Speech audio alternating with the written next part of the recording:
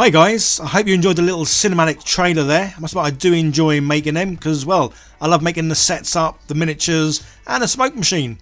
And talking of terrain, yeah, I love it when boxes turn up on my desk and for me to sort of try out. And as you can see, yeah, there's loads of lovely terrain here, and obviously my favourite word, modular terrain. This is lovely stuff that we can mix and match and make how we want. And when it comes to terrain, there's kind of like three major things it needs to be, and that's durable, playable, and, well, easy to sort of connect and disconnect. And this stuff, yeah, this stuff hits all three of those really well. As you can see, yeah, this is some tough plastic, and all the pieces really connect easily, which again, for modular sort of terrain is a big factor. You want to be able to set these things up nice and easily, but as much as that, you want to be able to disconnect everything as easy. And yeah, I actually love this. It's kind of, well, if you can kind of think Lego, this is definitely that. It snaps together and unsnaps perfectly. And not only that, but this is made by a company with one of the coolest names ever, and that's the Snot Goblin. Absolutely awesome name. So rather than me waffle on for a little bit, let's have a bit more information from the sponsor of this video, and then I'll crack on with building and painting, well, the sort of set you saw in that cinematic clip at the beginning of this video. Snot Goblin Gaming presents the modular terrain that Goonhammer is calling the greatest thing to happen in tabletop gaming since the invention of dice. FutureProof Wargaming terrain features unmatched convenience. Push-fit, Lego-like components make assembly simple and intuitive. No instructions necessary. And when the battle's over, FutureProof terrain breaks down quickly and easily, so storage and transport are a breeze. Unleash your creativity with interchangeable parts. Construct unique cinematic battlefields on the fly, from one-man barricades to 10-story mega fortresses. Yeah, I couldn't have said that any better if I tried. So again, this kind of stuff is great because I obviously on this channel I 3D print a lot of stuff. Sometimes kit badge stuff, but 3D printer normally is my way to go. So for those who don't have 3D printers, it's great that there are now so many options of being able to buy all this kind of modular terrain that just looks fantastic. Obviously you can still have the hobby of painting it and sort of customizing it however you want it to look for, well, for your battlegrounds. So yeah, I didn't really have an idea of what I was building here. It literally was a case of, yeah, make it up as you go along. But sometimes I think that is kind of best because then you really do get a more natural looking feel for a building. So as you can see, yeah, I was sent quite a few parts, but there are so many more different parts to be had. I'll leave a link down below, guys, so click on that so you can go and see more about the Kickstarter and what exactly is on offer. So I was sent enough bits to sort of make a few bits and pieces up.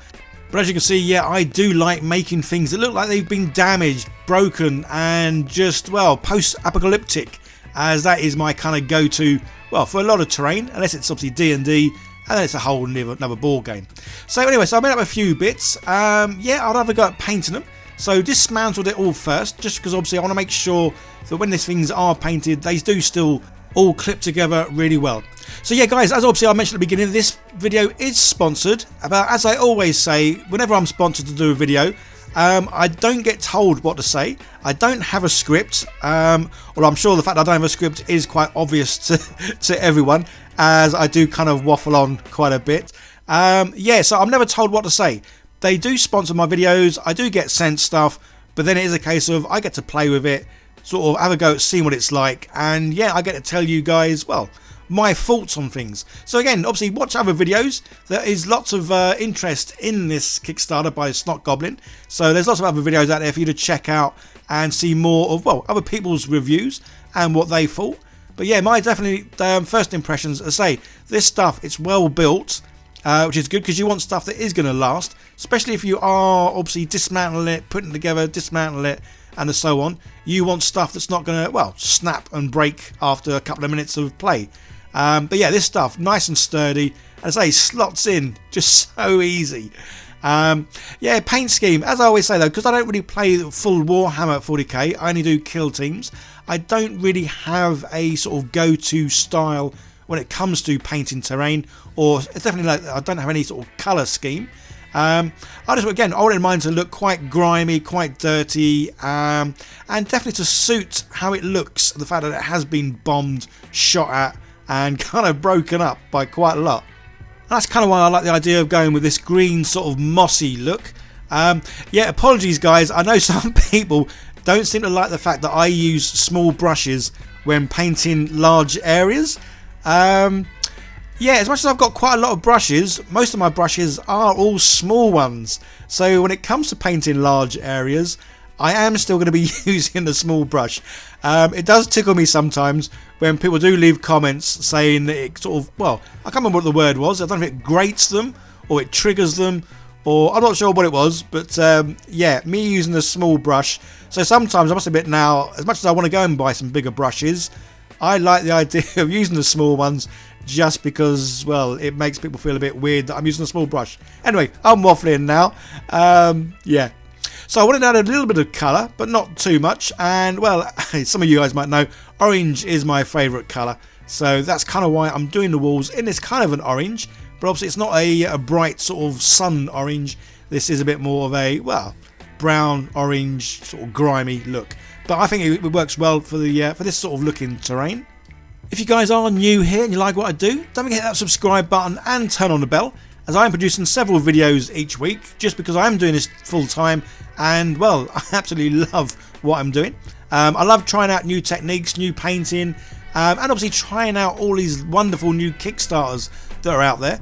I say I am very fortunate that I do get sent stuff ahead of time, which is great, because it means I can have a good old play with it, and obviously I can show you guys, well, what I think of certain things. So as you would have seen here, yeah, metallic speed paints. I've been doing it wrong, well, for a good year or so, as in I've just been using the paints as is. I've always said they cover really well, but sometimes they cover too well.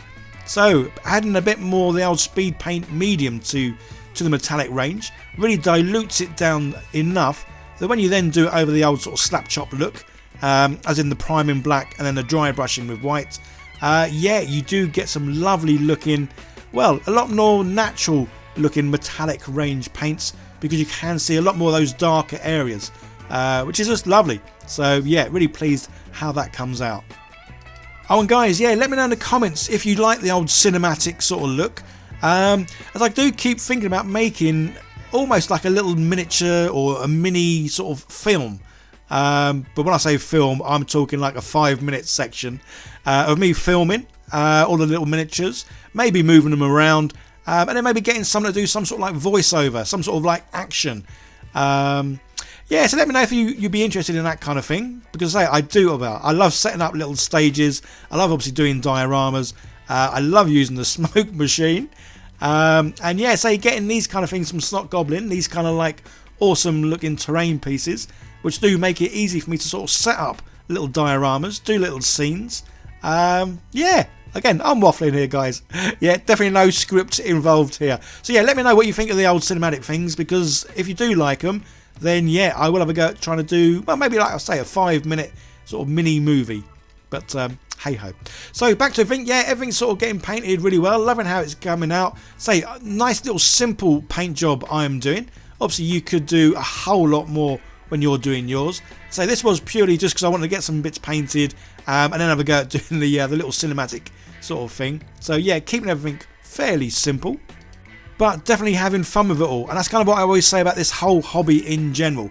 Whatever you're doing, it needs to be made fun.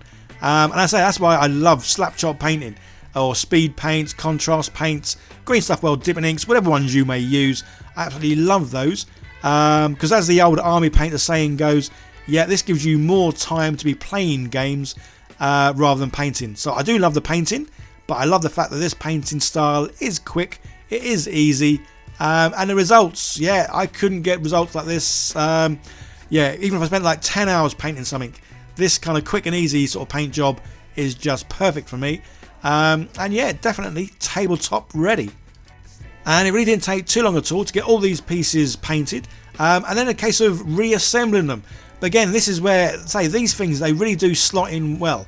And if you go and take a look at the Kickstarter, they do make the references that this is future-proof modular terrain, think Lego, but for wargaming. And it is just that. It is just easy to sort of push everything in. But obviously, unlike Lego, you drop these on the floor.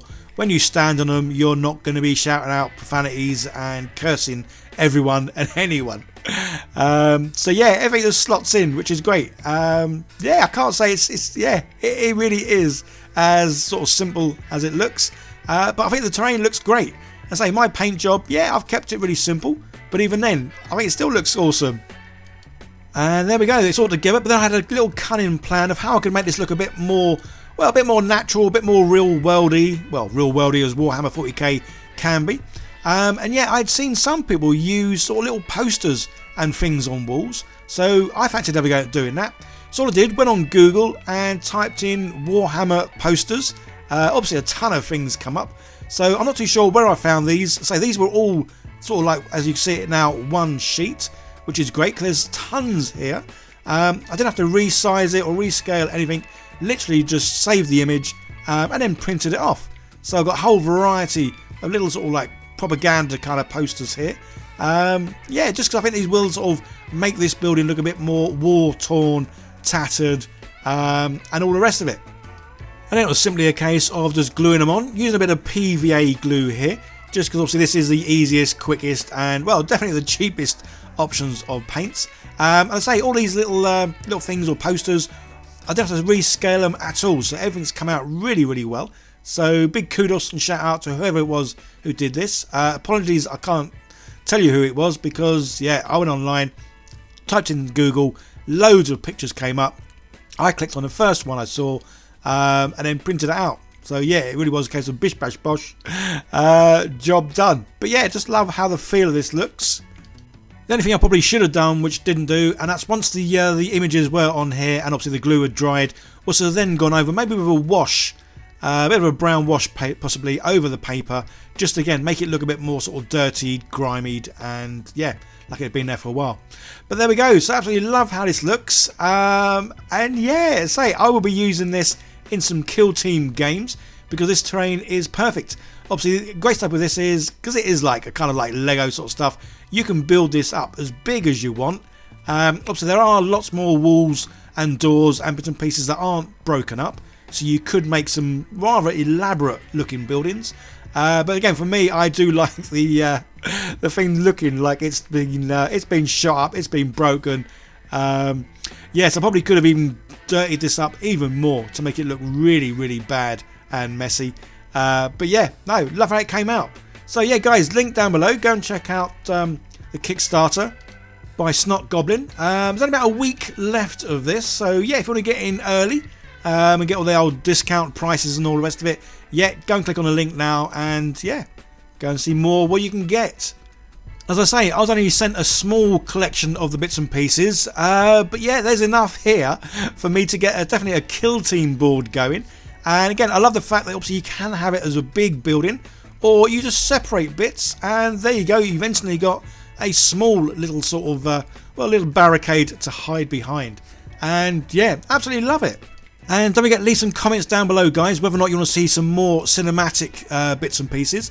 I do try and include them in most of the videos that I make, just because I love a nice way of, well, just showing off and displaying the miniatures that I paint in, yeah, their own sort of like little dioramas. But again, these are dioramas that can be used in gameplay, which is just awesome. There's another video on the screen, guys. Give that a click, see more what I do. Don't forget to like, share, subscribe, all that fun stuff. You guys all take care. I'll see you in the next one. Bye for now.